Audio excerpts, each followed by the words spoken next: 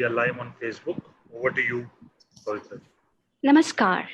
A very warm welcome, ladies and gentlemen, to the day 3 of the Brand India Arts, Crafts and Design Festival, organized and curated by India Foundation's Center for Public Diplomacy and Soft Power.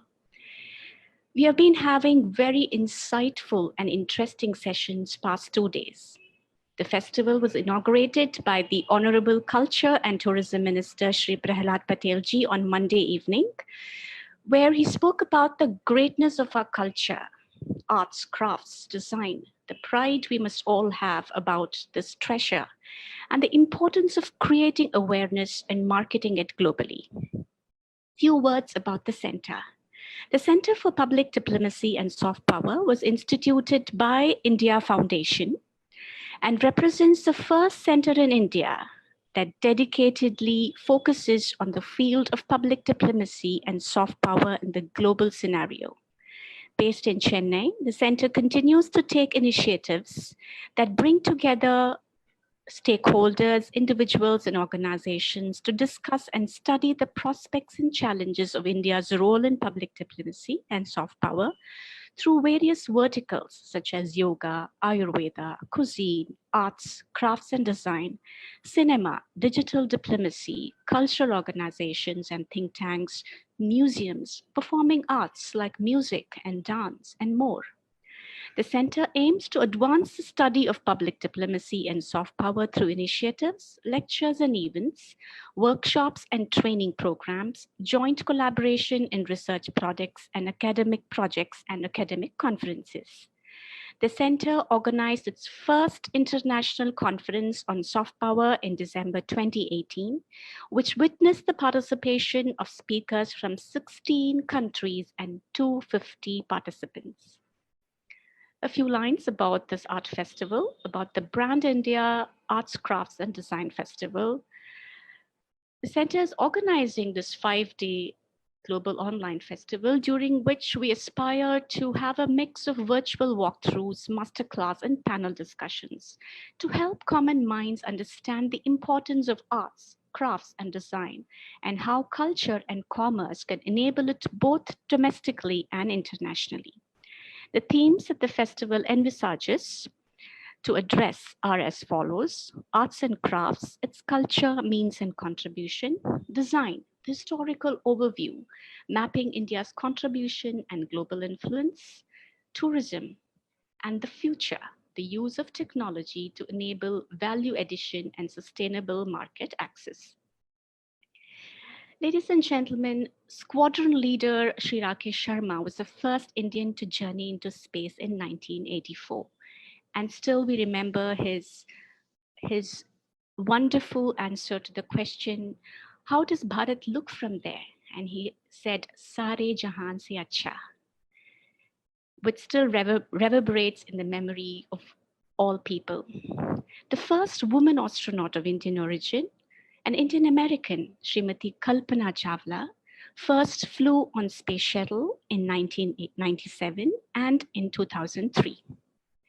Today, we are pleased to introduce you to the first Indian origin Singaporean artist, Srimati Lakshmi Mohan Babu, who is the first and only Singaporean to be selected for the Moon Gallery.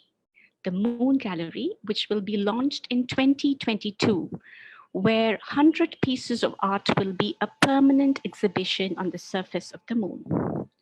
A few lines about this celebrated artist.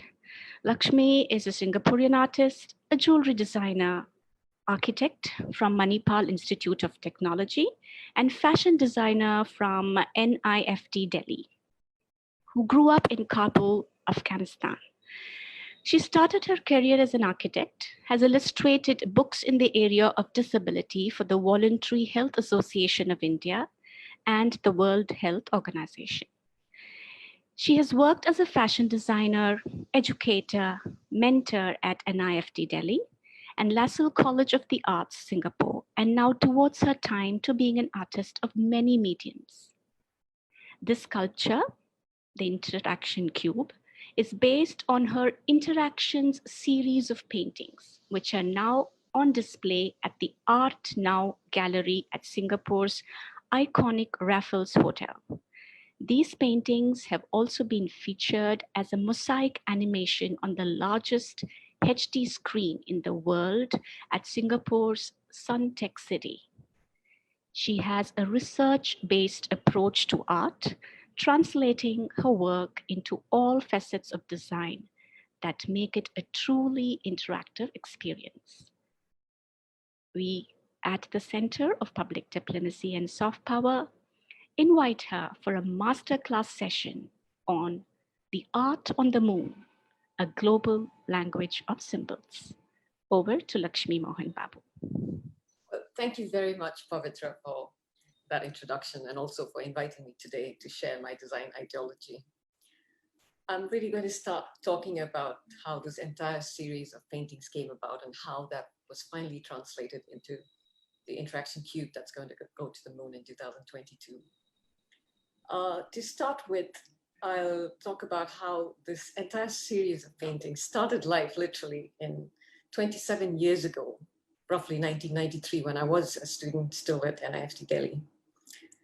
Over the years, it's gone through numerous iterations, and now, of course, we'll find a new home on the moon as well.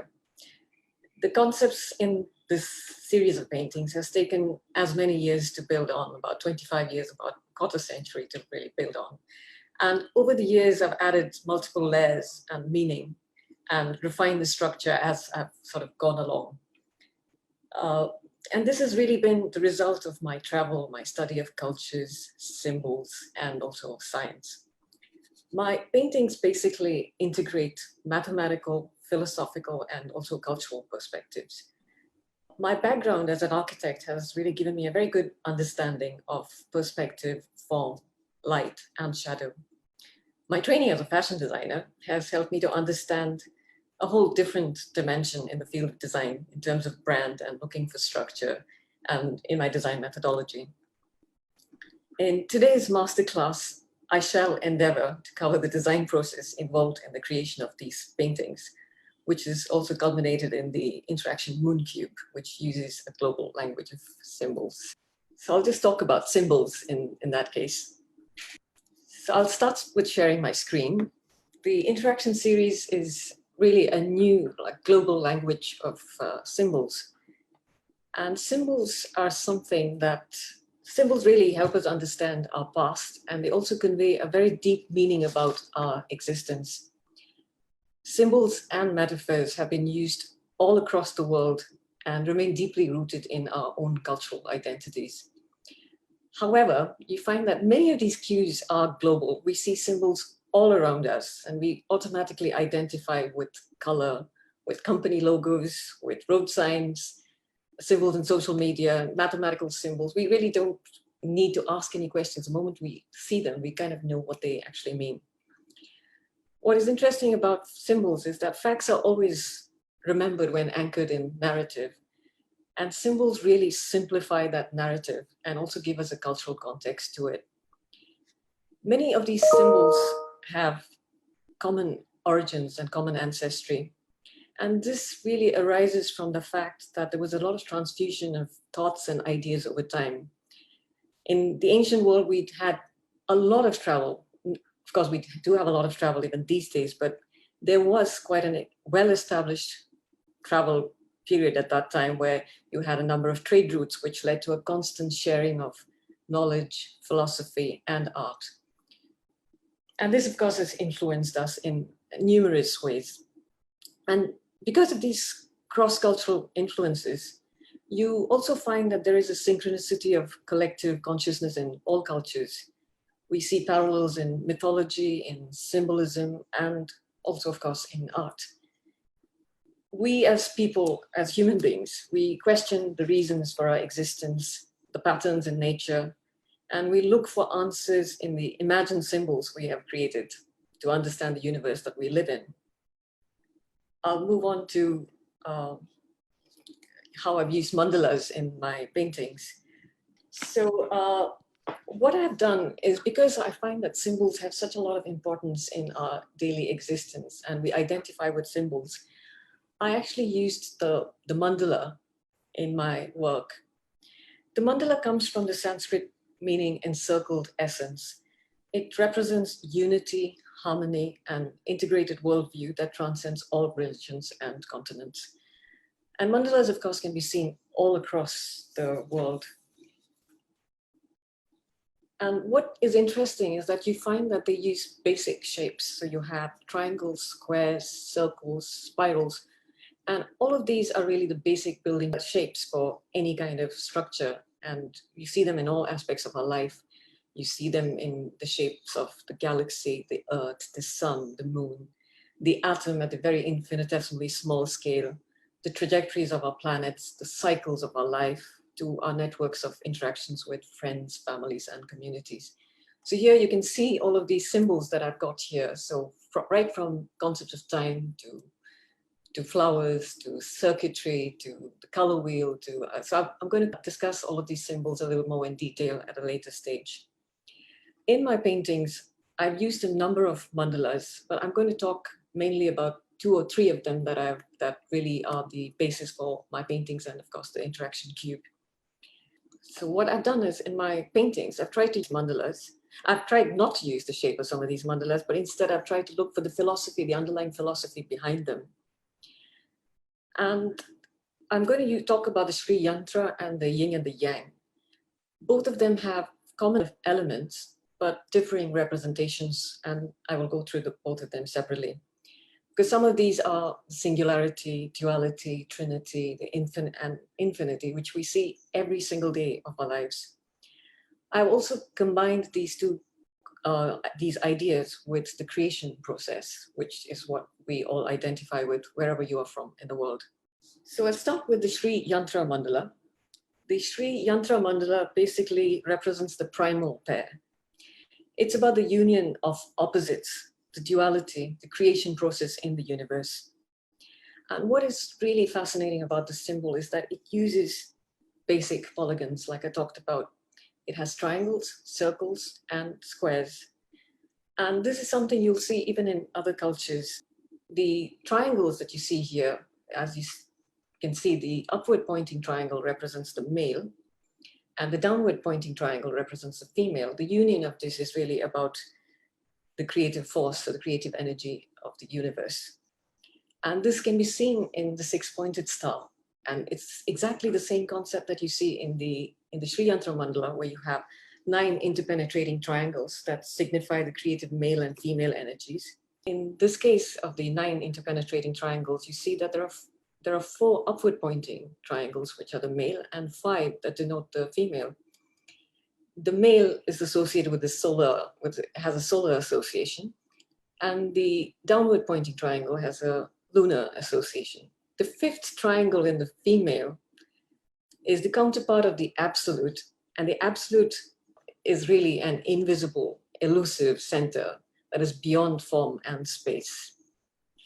The lotus in this form signifies the circle or the 10 directions in space.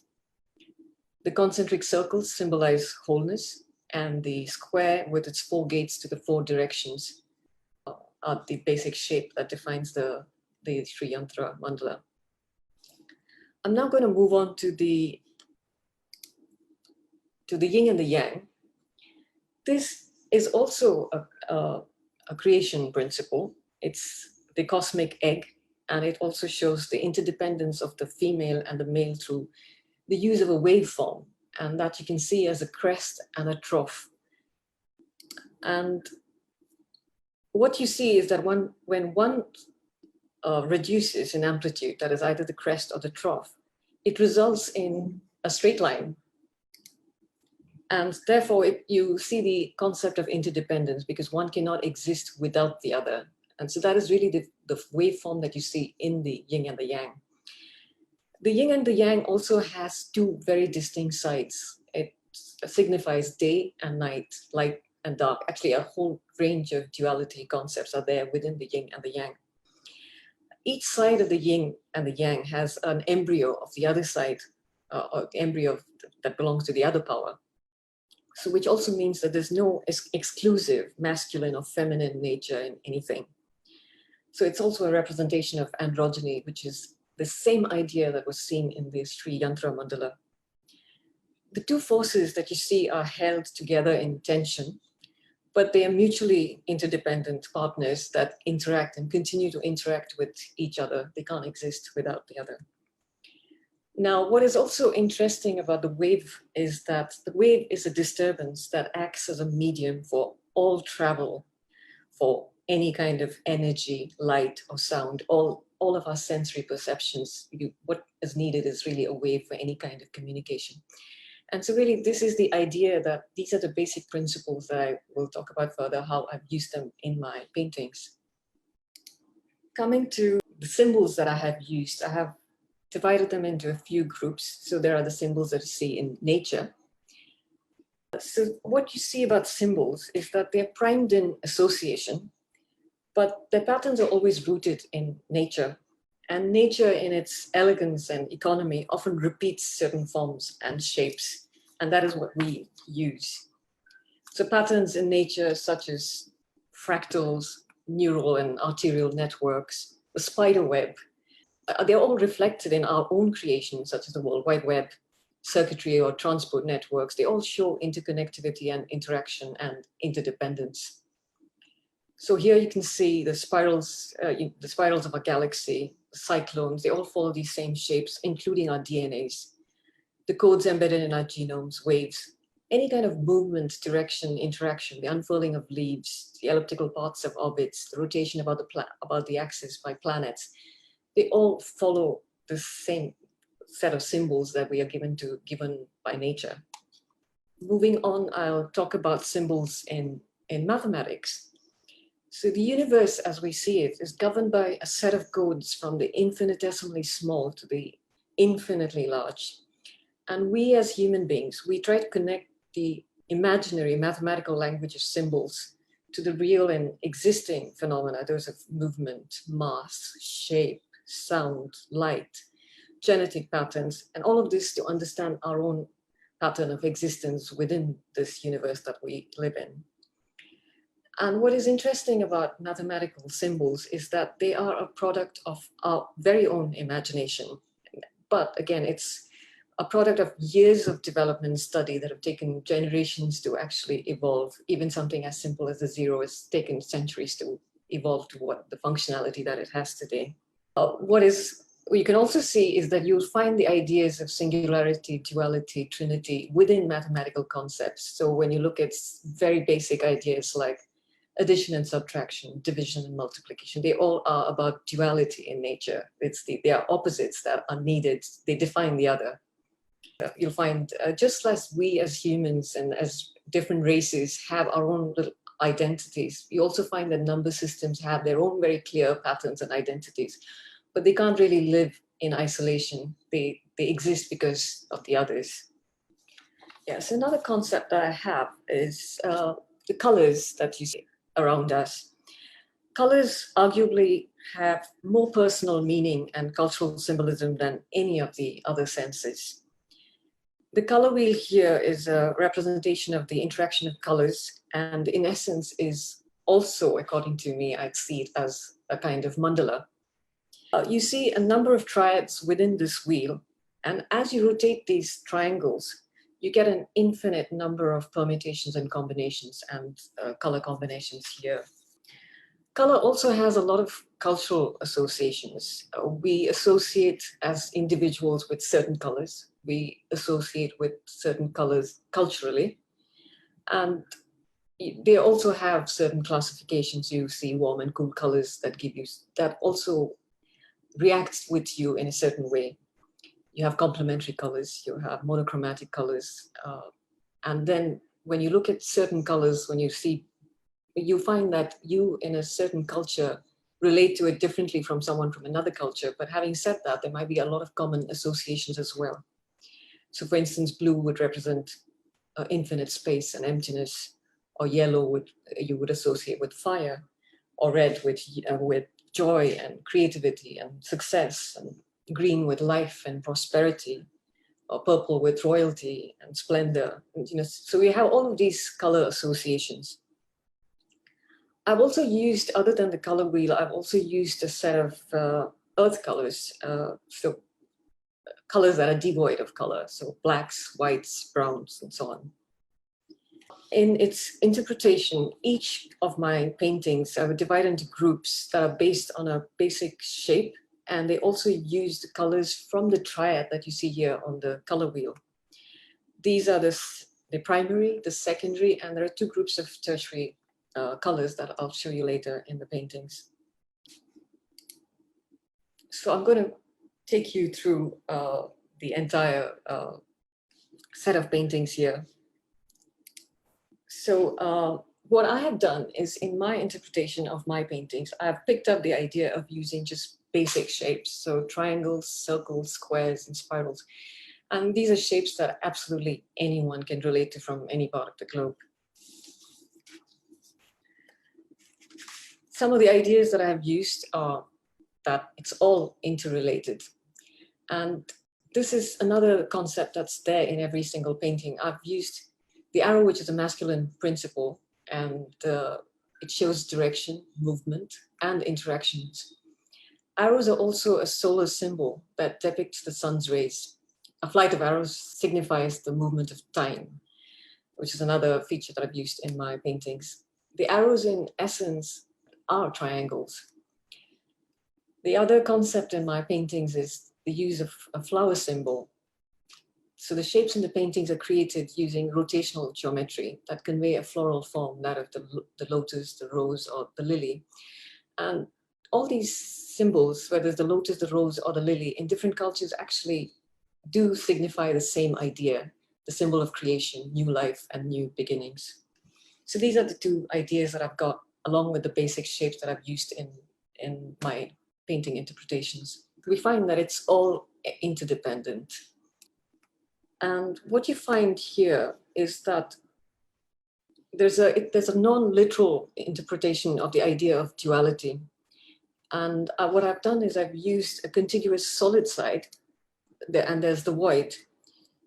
So this really translates to the idea of the positive existing space that defines the shape of the non-existing negative space. So this also is actually an interpretation of the waveform that I talked about in the mandala and in the yin and the yang, where one cannot exist without the other. So it really is the positive shape that defines the bounds of the negative space. And all of this uses rotational geometry about a center, which depicts the idea of singularity. The other idea is that we're all interconnected. You find that here there's a contiguous line that starts and ends at the same point that divides the painting into two distinct halves, the positive and the negative. This also symbolizes continuing life cycles, repetition, and infinity. So it keeps coming back to the same point, and then you have this life cycle that starts over and over again. I'm going to show you a little video that'll give you an idea of what all my paintings look like.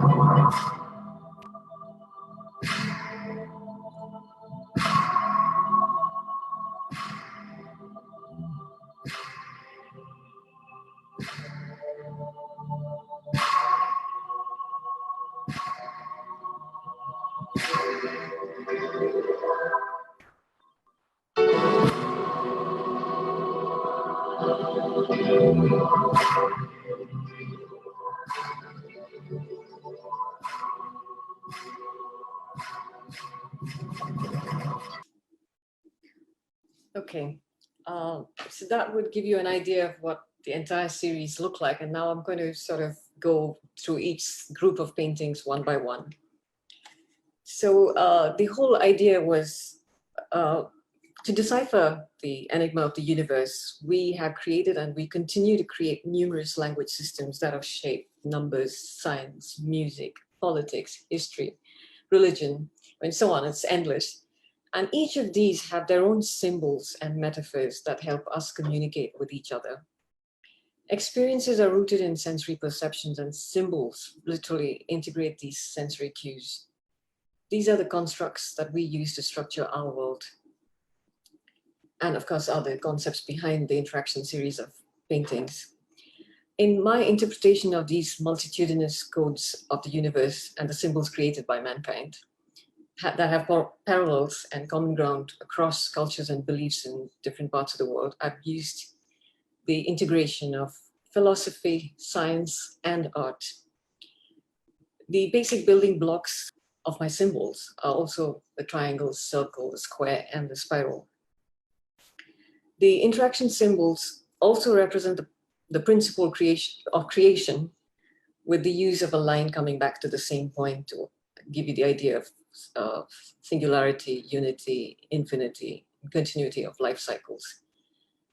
I've also used this in conjunction with number systems, and this really helps it to transcend cultural and geographical boundaries to make it a truly global language of symbols.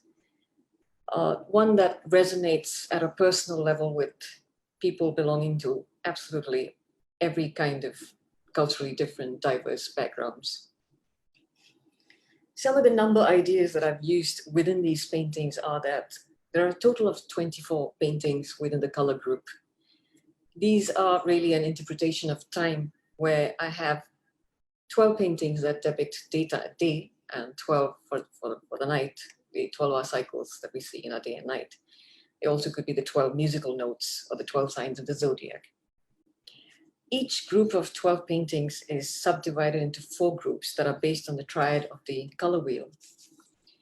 The first group of 12 paintings in the interaction series really represent the idea of day. So what I've done is I've used the concept of light, where these have got light on the paintings. I'll come to another set of paintings where you find that the light emanates from inside the painting. This is the idea of the light within you and the light on you.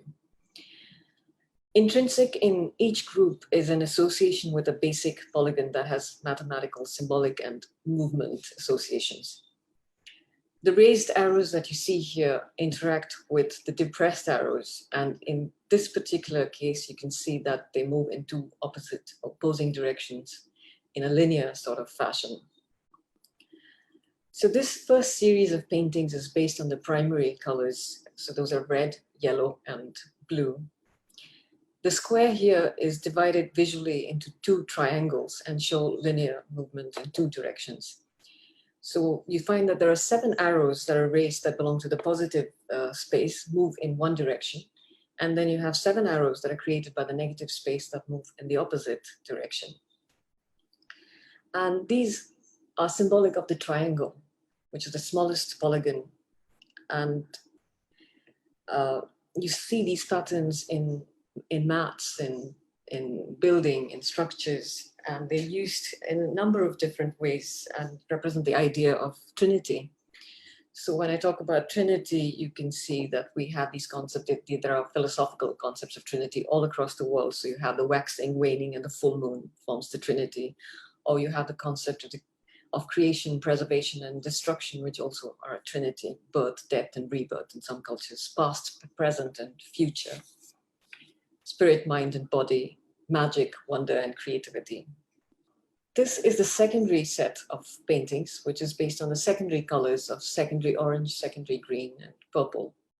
The circular form that you see in its radial pattern and rotational geometry is what you see here.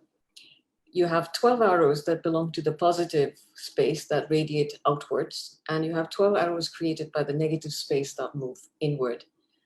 Reflected in this interacting pattern of arrows is the shape of petals in a blossoming flower, which also symbolizes creativity, the creation of the universe, the creation idea of philosophy.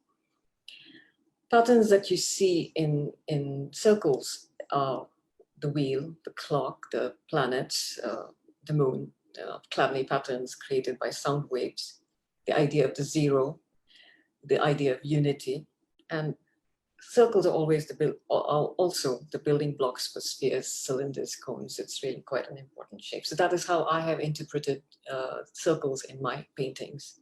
I have two sets of tertiary paintings, and they're both based on the square. So these paintings are based on the colors red, orange, yellow, green, and blue, purple. And again, here I have used rotational geometry, which is what I use in all of the paintings to really convey the idea of singularity. Here you have 4 quadrants that are enclosed in a larger square. The 8 arrows that belong to the positive space move in a clockwise direction, and the 8 arrows created by the negative space move in an anti-clockwise direction. Squares also represent the 4 directions: foundation, stability, order, the 4 seasons.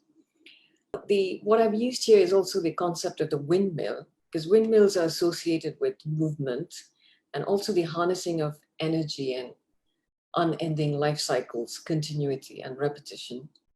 And windmills take on different forms in different cultures all across the world. You see these patterns used even in maps, across cultural symbols. You find them as Slavic symbols, as American Indian symbols, and African Adinkra symbols, mathematical symbols. This is the last series in the color group, also based on squares. And what you see here is a pattern of nested squares that enclose a central square. So the arrows belonging to the positive and negative spaces again move both in the clockwise and anti-clockwise directions. And this is based on the idea of the labyrinth form. And the labyrinth represents a journey from the inner core to the outer world. It is a symbol of networks and connectivity used extensively in everyday life. You see this in the patterns of the Dromenon, which is very European, the Chakravyuha, which is Indian, you have the American Indian, the Roman. And also when you look at today, you see it in the concept of circuit boards, transport networks. All of these really are labyrinth forms that help in our journey. This is the last group that's based on the group that has no color. So earth colors, black and white. So we, as human beings, we are defined by our DNA, and the DNA is really a helix, in a sense, a spiral. And our galaxy also follows a spiral shape. So it's quite interesting that both do follow this spiral pattern in their form. And that's what defines us, because it's our interaction with the universe that defines us. Spirals really represent the complexity of the universe, the nebulous parts and the mysteries of the galaxy. And they signify change, progression, intuition, development, solar and lunar cycles. Spirals may be seen in a number of forms, be it the logarithmic of the nautilus that you see here, or in the unfurling of a leaf, to the patterns of a flower putting forth seeds, like in the sunflower, which follows a Fibonacci sequence in its pattern. So here you see the black and white nautilus, where you have the color, where I was talking about light falling on the painting. And this one is actually the same painting, but a change of light direction. So here the light emanates from within the painting. I talked about how I had a set of 24 paintings. So 12 of them were based on the idea that there was light falling on the paintings. And there are 12 paintings that are based on the idea of light emanating from within the paintings. These two are really the same as the primary paintings, but it has a whole new dimension and appearance because there's light coming from within it. These paintings are fairly large. They're about, once framed, they come to about 160 centimeters square. And in the gallery, they seem to take on a life of their own. When I was painting the interaction series, I wanted to make sure that the concepts in them were easily understood, were universal and global. And to do that, I thought to myself, I had to simplify it in absolutely every way that I could.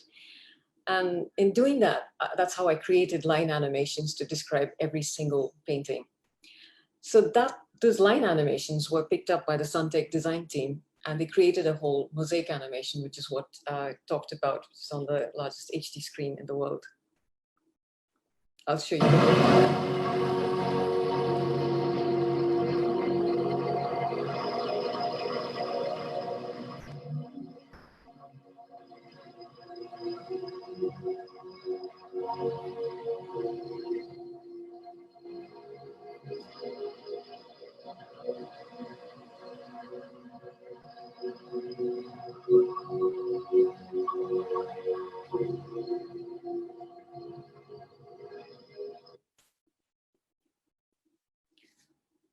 I'm going to talk a little bit about the interaction cube here and how it has really evolved from my interaction series of paintings.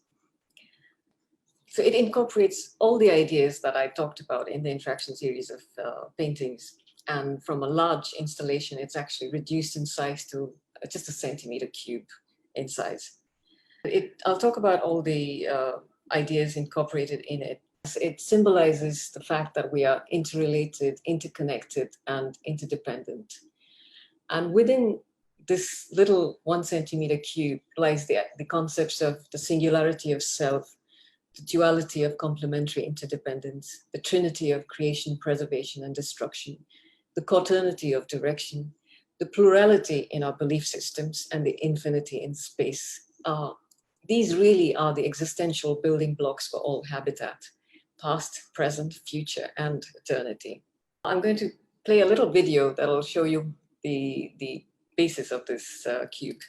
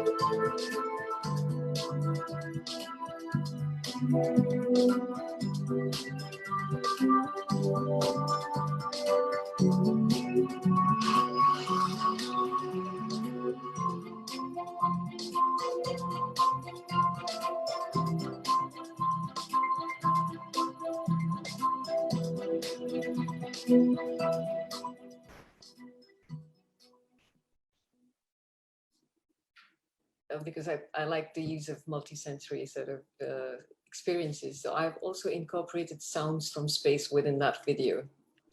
At the moment, I have a collaboration with the Nanyang Technological University here in Singapore, and they are advising me on the materials and the manufacture of the cube.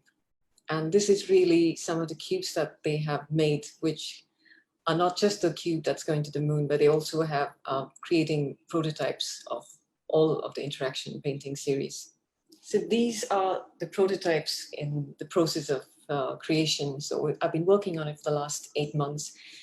I knew that, of course, there are extreme temperatures on the moon, because a moon day lasts about 2 weeks, and the moon night also lasts about 2 weeks. So of course, you have very extreme temperatures. So you can have temperatures that go up to 125 degrees during a day, and minus 230 degrees during the night. So that extreme in temperature is huge. And I knew that I had to create something that would last through these harsh conditions of just day and night on the moon, and which is where I am getting help from NTU. So here I started with a mild steel prototype and moved on. NTU's created a prototype for me in Inconel, which has been 3D printed. So I've used different processes and different methods to create them. I've got some in steel. I got a few prototypes done in titanium because I could also get them in different colors, and I was able to reduce the weight to 2.1 grams in this case, or from something as high as 3.6 grams, 4 grams for die-cast steel.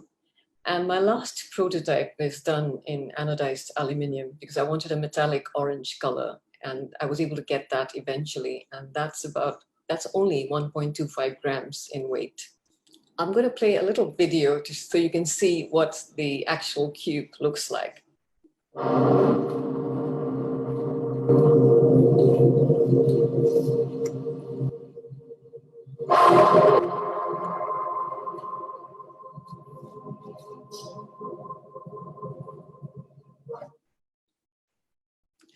So that gives you an idea where the cube evolved from. So it's really the interaction series of paintings that took me 25 years, and that's evolved into this tiny little cube, and it's still an ongoing process. So I'm going to show you some images of exhibitions of the interaction series of paintings, so you can see it in a gallery setting. So this was at the Museum of Art and Design here in Singapore. It's the largest private gallery. And given the right lighting, they almost seem to come to life within the gallery setting here. At the moment, it's at Raffles Hotel. This is how you see the paintings in Raffles Hotel. I'll run you through a video so you can have a walk through.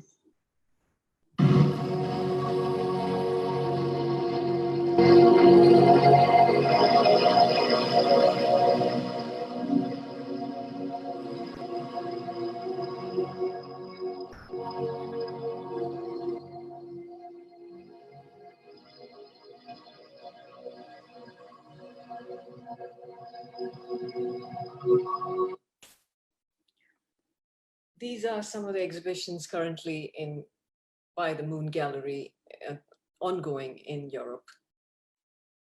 And these are the future exhibitions that they're going to have. And here I've got an image of the prototype, so you can really see how tiny it is on the ruler. The other thing I did was, I've also, being trained as a designer, I kind of look for how I can translate this into a brand. And I like the idea of multisensory branding. And this was something I kept in mind even when I was painting, that it would have to have this multisensory approach. And what was nice about the interaction paintings was that they come in every color of the color wheels. So when I translated that into products, I knew that it would have a market automatically, because color, as I said, is a very personal thing. And everyone has a certain idea of what kind of colors they like. And so, of course, this catered to that idea that you could have the color of your choice. So I'm going to show you some of the translations of the interaction series into various products. To start with, I actually used them even on the frames of my paintings. So every single painting was mapped with a 3D printed plug, which had the exact same color and design as of the painting. So this made the frame absolutely unique. These are the interaction paintings at venues, where I also use them on menu cards with a little description of the interaction painting. I translated them into carpets, into sculptures. The sculptures also double up to be furniture pieces. And this really is the same shape that you can see of the interaction moon cube. In terms of textiles, I've translated it into scarves and silk and cashmere, wool, into jewelry, cufflinks, into plates and coasters. So this is really my next project. From a designer's perspective, I felt that, I should be able to translate that into every kind of scale and every kind of product. So I am working on creating jewelry that's based on this whole series of paintings and also the moon cube. And I'm also creating large sculptures to be placed in different parts of the world that have some meaning in terms of color or symbolism that's associated with that particular place. So this, of course, would create a network that connects all parts of the globe and also connect you to space in turn. The idea, of course, is that it is a global language of symbols, and it conveys a universal message of unity. So this will give you an idea of the really large globes and how it would be placed in different parts of the world. Okay, so with that, I conclude on how the moon interaction cube has evolved and has taken shape and continues to evolve. Well, thank you so much for letting me share my work.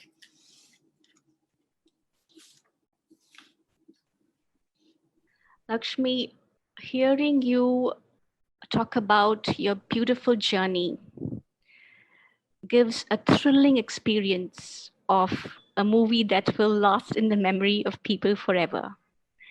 You know, sometimes works connect people to people, country to country, but your work has connected one planet to another. And you have taken us all along in this lovely journey. Symbols, you know, any symbol is a representation or presents a message, be it sound or be it shapes, colors. And you have taken every part of what a symbol can represent. You know, symbols in nature, symbols of colors, symbols used in maths, symbols used in philosophy, and brought about a universality in your concept. See, Sanskritam, a mandala means a circle.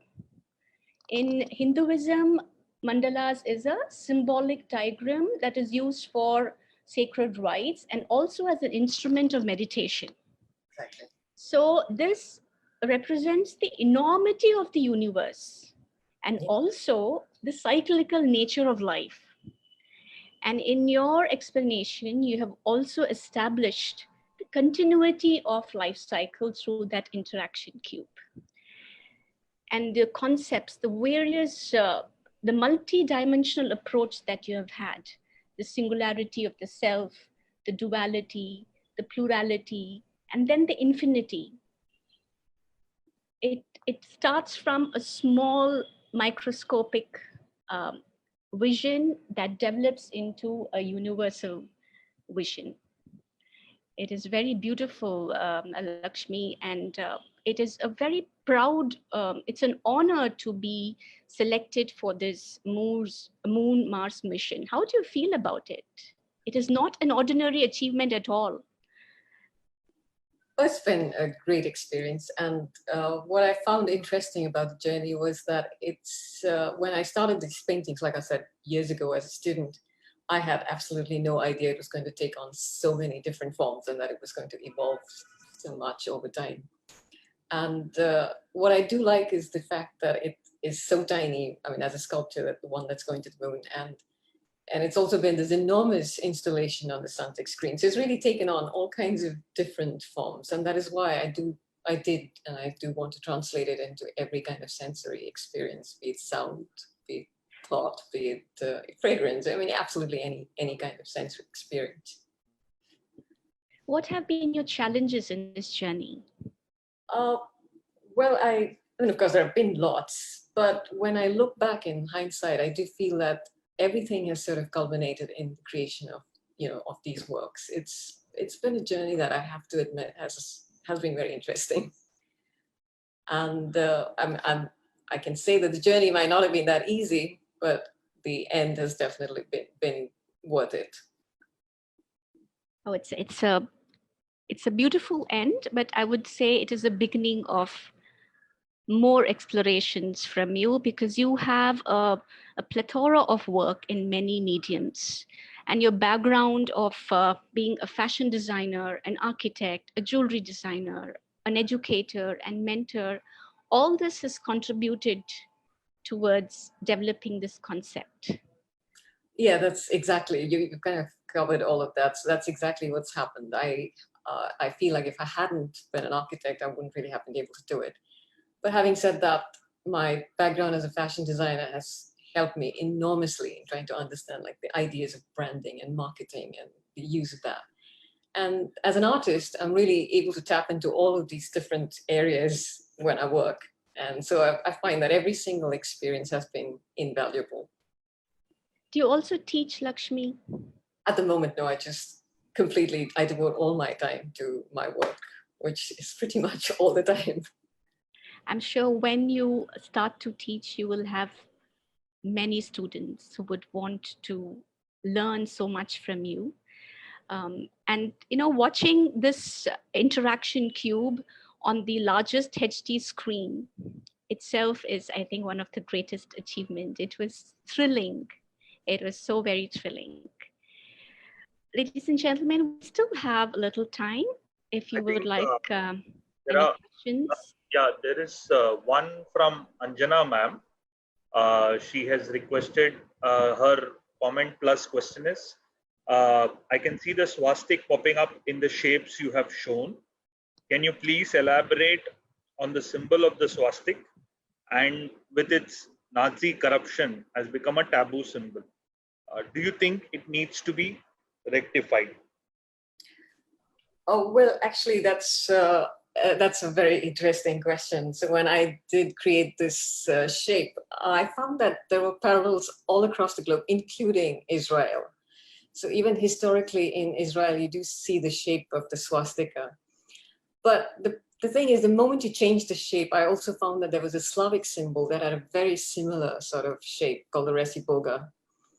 And in fact, the shape within my cube is more of the Slavic shape than the swastika, but it's really how you view it. So I do feel that I was saying about symbols, that they can have really bad connotations and also really good ones, but it can really also get corrupted because of a certain incident in history. And yes, of course, I do feel that it has to be rectified because it is a symbol that has a lot of meaning in all cultures, including Israel, like I said.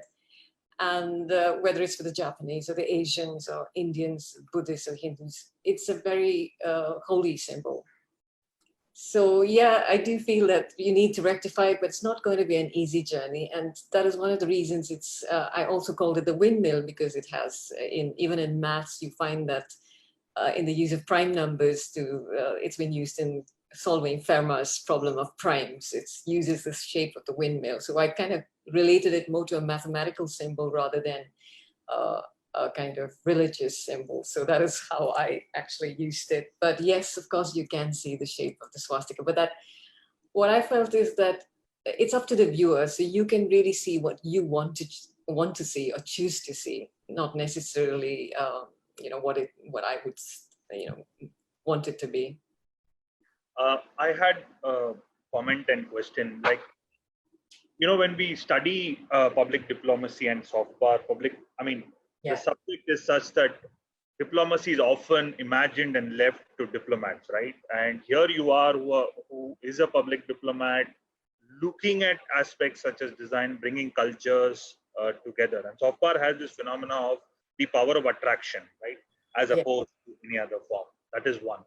So fascinating to see your presentation from that perspective. Second, I'm very inquisitive to know, why have you used duality? Because in the one thread that I picked up in your entire presentation was that we are all one, interconnected, right? Is there a specific reason you've used duality? Because purely from a philosophical and spiritual point of view, duality is you and I are separate, right?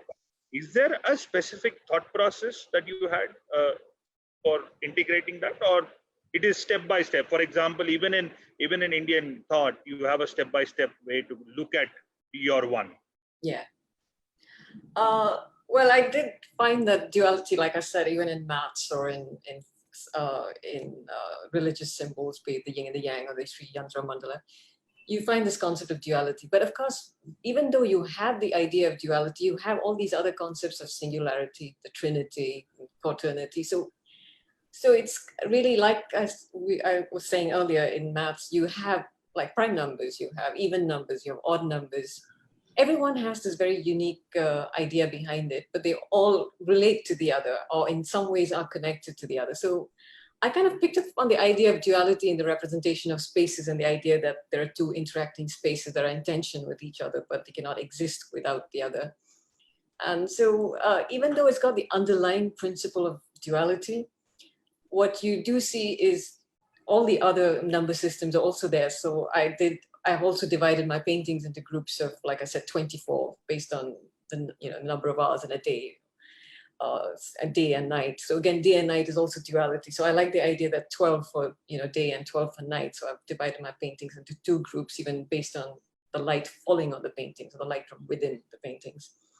So I've actually used all of them, but yeah, there's a little bit more of an accent on the idea of duality, like you said. There are a lot of compliments for you in the comments box as to how brilliant this design process is. Over to you, Pavithra ji, to wind up this fascinating session and also announce the next session. Yeah. Well, thank you very much. Lakshmi, I have no words to compliment you on this landmark achievement. Thank you for sharing your work so generously with the Center for Public Diplomacy and Soft Power. You have, with your paintings and artistic work, constructed a new world in a new planet. Thank you once again.